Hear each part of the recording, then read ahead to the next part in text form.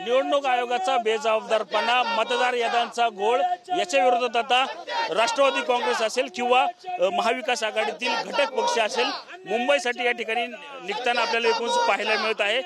आपण पाहू शकतो की पुण्यातील राष्ट्रवादी काँग्रेस शरद पवारांच्या पार्टीकडून जे आहे आता मुंबईकडे निघण्याची तयारी जी आहे ती सुरू झालेली पाहायला मिळते। याच संदर्भात बोलण्यासाठी आपल्या सोबत शहराध्यक्ष आहेत।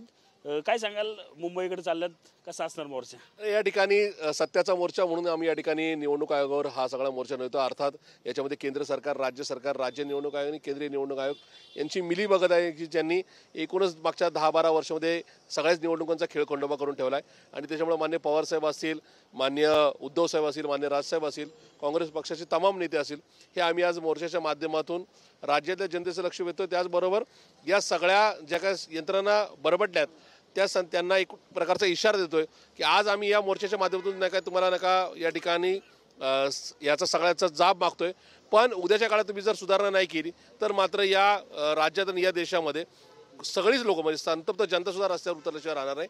खूप मोठ्या संख्येने मुंबईकडं आम्ही निघतोय। मला खात्री आहे की या ठिकाणी राज्यातून तमाम कार्यकर्ते म्हणजे सगळ्या चारही पक्षाचे किंवा आमच्या सगळ्याच मित्र पक्षाचे मोठ्या संख्येने या ठिकाणी येतील।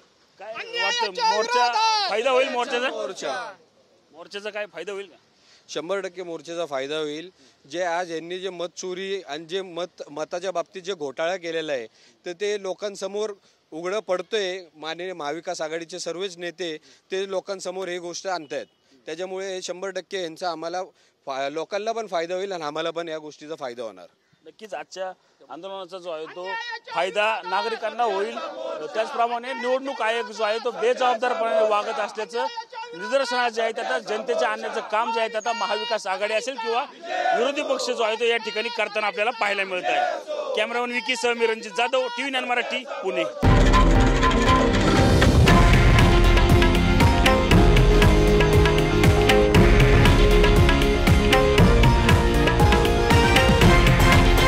हे आहे देशातील नंबर 1 न्यूज नेटवर्क आणि आपण पाहत आहात TV 9 मराठी, एकमेव।